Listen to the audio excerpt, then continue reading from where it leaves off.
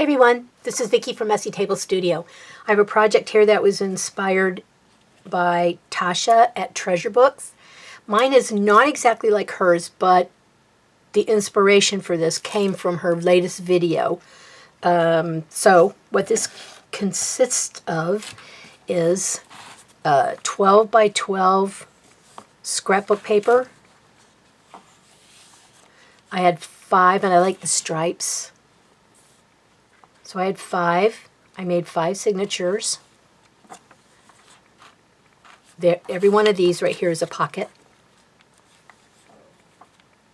And they're all sewn in with a 3-hole pamphlet stitch.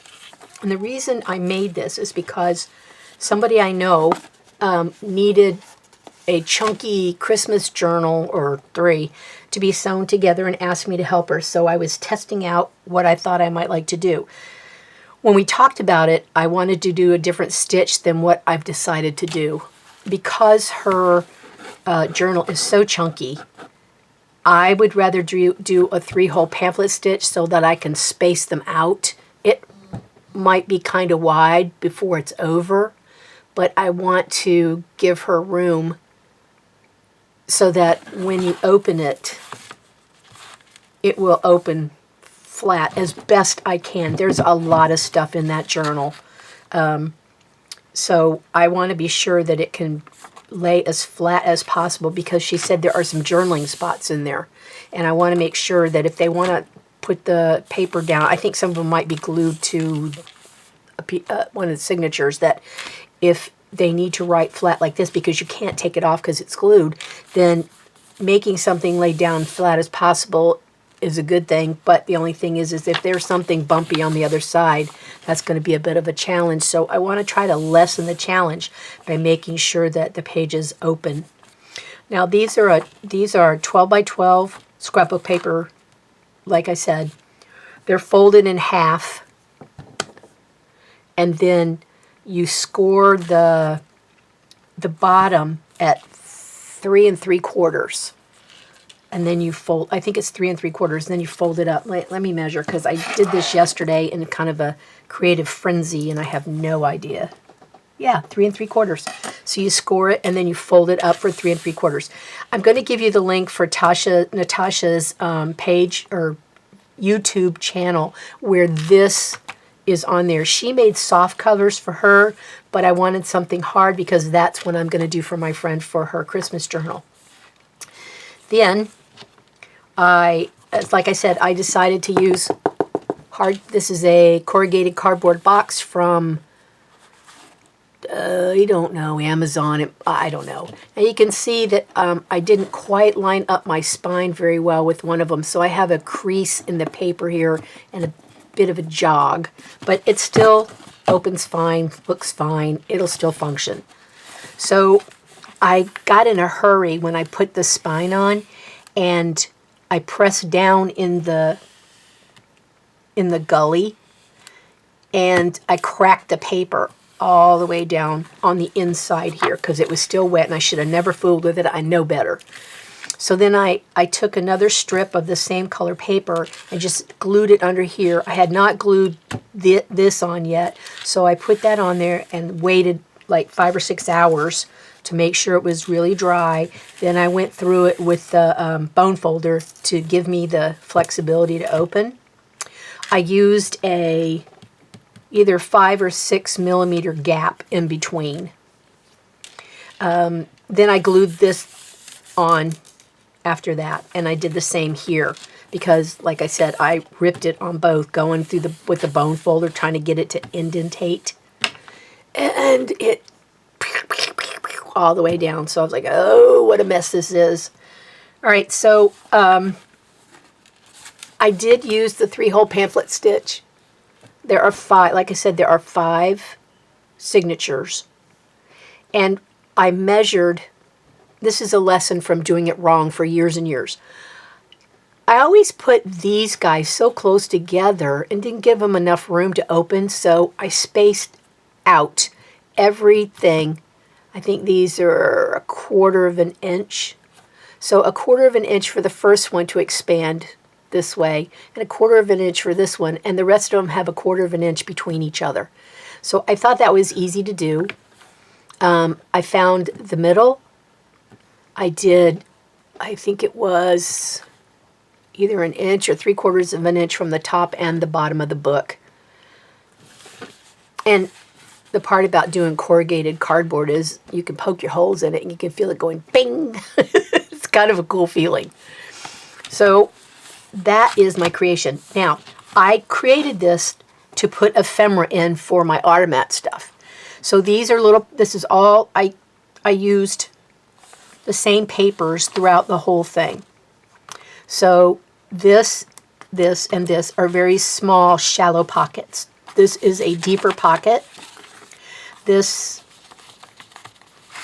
is a band. There's another little pocket. There's nothing in here. I still have paper left over. I could use it. I don't have anything here and here. This is a corner pocket. This is the whole one. This is a smaller pocket, and this is one, you know, that goes through. This is a double pocket. Oh, no, it's not a double pocket. You can slide through on the very back and then one through the top piece right here. Corner and slide again. Pocket and oh, this is a pocket. All right, so the reason I did this is because I make a lot of stickers for Artomat, and they're taking up valuable real estate in my drawer, in my IKEA drawers. So I thought that if I divided up all my things here, I could put them in a pocket. There's either 12 or 15 different designs, and there's 50 in each design. So I want to put these in pockets where they'll be together so that when I empty the pocket out, it'll be ready for something new. Now I have, mercy, I have more stickers in the drawer. I'm looking down at them going, uh-oh. And I will put those in there as the other stuff comes out. I'll put stickers in here. And eventually, all my stickers for Artomat will go in this journal. I still want to do more things to decorate it, but for now, that's what I'm going to try and see if it works. If it doesn't work, you know what? I just have another journal with lots of pockets, and it'll be fine. So these guys are a little bit taller, so they'll stick up, so I don't want them to do that. So I may find a smaller one. This guy, will that fit in there? Still stick up at the top. I don't think I have any, or they're smaller than that I can use. So it might have to be these. Wait, what's this? What's this right here? Oh, wait, maybe these are small enough.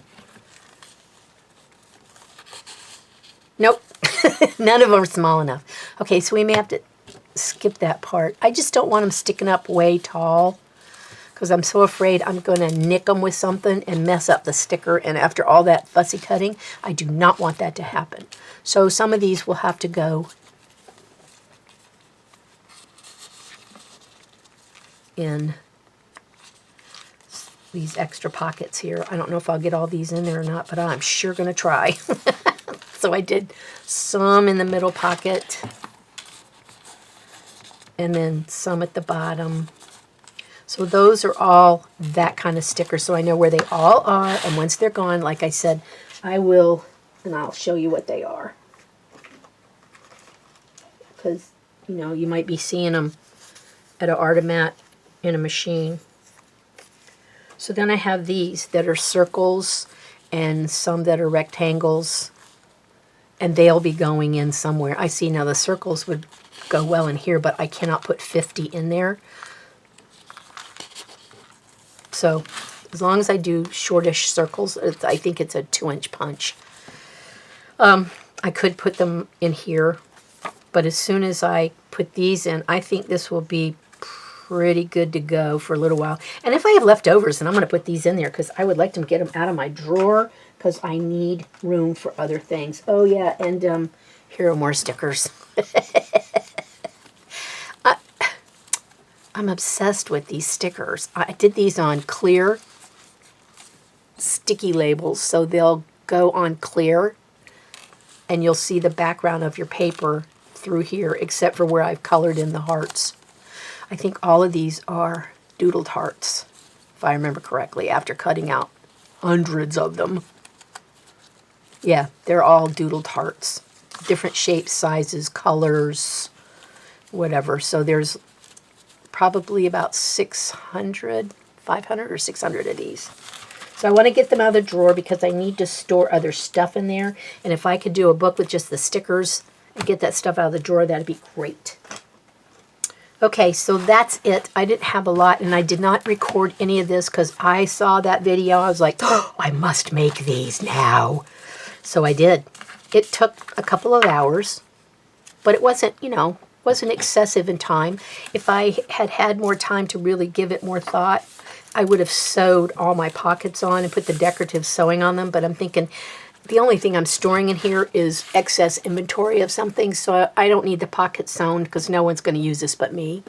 But I wanted to try what I was thinking about using on my friends' Christmas journals. I do mine in an Ephemera box, which is, short and it only has so much room. But if I give her a nice fat spine and hers might need a ½ an inch in between each thing, then it will, I think maybe it will open better and it won't have such alligator mouth on it.